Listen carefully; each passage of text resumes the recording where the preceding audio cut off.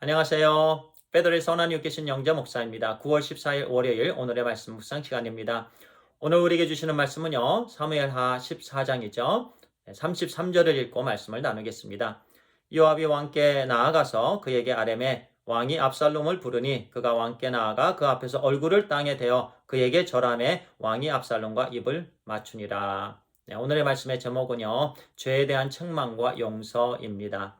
5년 동안 다윗은 압살롬을 만나지 않았습니다. 예, 이제 멀어진 그런 상태에 있었죠. 드디어 5년 만에 둘은 만남을 갖습니다. 압살롬은 다윗 앞에서 얼굴을 땅에 대어 절을 합니다. 다윗은 그의 입을 맞춥니다. 여기서 절과 입을 맞췄다라는 것은요, 화해와 용서의 의미를 담고 있습니다. 그러면 지난 5년 동안 어떻게 그 사랑하는 아들 압살롬과 다윗 아버지 만남이 없었을까요? 바로 압살롬이 암논을 죽이고, 암논은 장남이었습니다. 다윗의. 그리고 외할아버지 집에 피신을 갔었기 때문에 그렇습니다.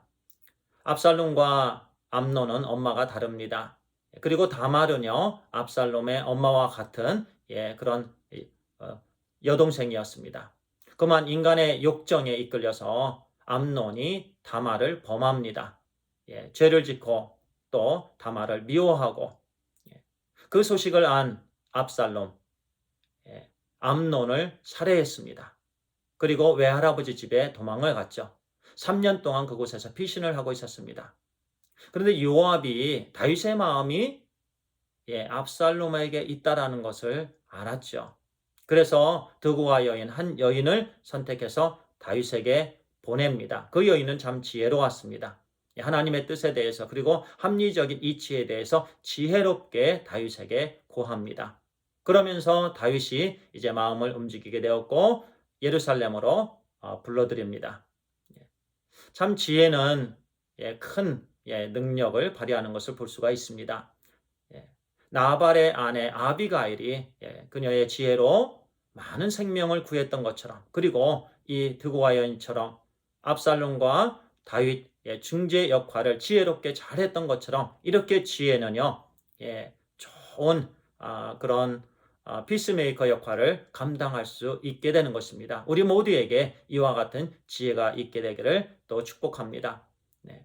드디어 3년 만에 압살롬이 예루살렘으로 돌아왔죠. 그런데 또 2년 동안 다윗은 그 아들을 만나지 않았습니다.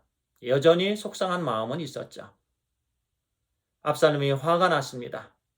요압을 부릅니다. 오지 않자 그의 밭에 불을 질렀죠. 드디어 이제 요압을 만나서 나로 하여금 아버지 다윗을 만나게 해다오. 강하게 요청을 했죠. 그러므로 인해서 2년 만에 이제 다윗을 만났습니다. 33절에 읽었던 것처럼 이제 압살롬이 다윗 앞에서 얼굴을 땅에 대고 절을 했고 다윗은 그의 입을 맞춥니다. 그래서 5년 만에 상봉이 이루어졌습니다. 그의 죄를 용서해 줬습니다. 입을 맞췄죠. 그런데 이 말씀을 통해서 저는 조금 안타까운 부분은요. 압살롬이 그렇게 암논을 죽이고 살해했습니다. 율법을 어겼습니다. 하나님 말씀 불순종했습니다. 그러면 그 아버지 다윗은요. 신실한 믿음의 사람이죠. 늘 하나님 마음에 합한 자였고 비록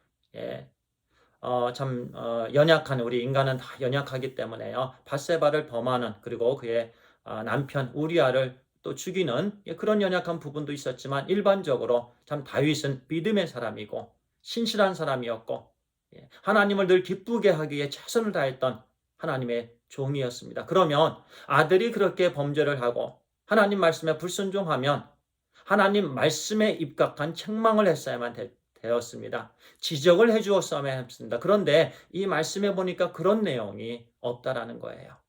우리는요, 우리 형제 자매나 또는 우리 가까운 가정에서 하나님 말씀에 불순종하고 이런저런 연약한 부분, 죄를 지었을 때 우리는 지혜롭게 또 잘 지적하고 책망해 주는 데까지 같이 울고 같이 슬퍼하고 사랑을 나누면서 그 예수 그리스도의 사랑에 입각한 그런 지적과 책망 필요하다라는 얘기예요.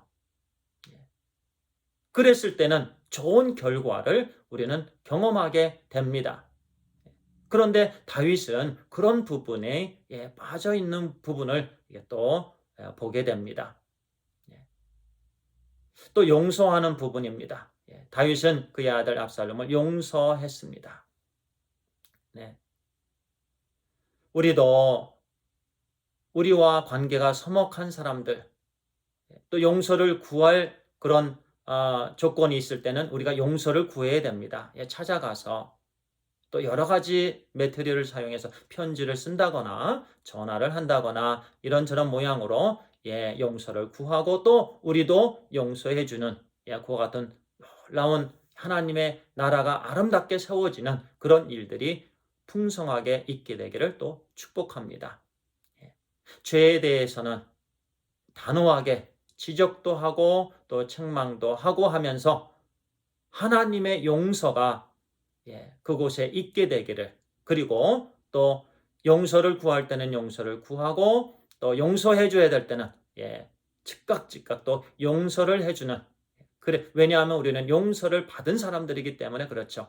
하나님께서 독생자 아들 예수 그리스도를 통해서 우리의 모든 죄와 허물, 대속의 죽음, 다 우리의 죄를 용서해 주셨습니다. 그렇기 때문에 이제 우리도 그와 같은 용서하는 일, 그 사명 잘 감당케 되기를 소원합니다. 기도하겠습니다. 아버지 하나님 감사합니다. 오늘도 우리에게 귀한 말씀 주시니 감사합니다. 하나님의 말씀의 교훈에 따라서 말씀에 순종하는 오늘 하루 말씀 순종 풍성한 하루 되게 해 주시옵소서.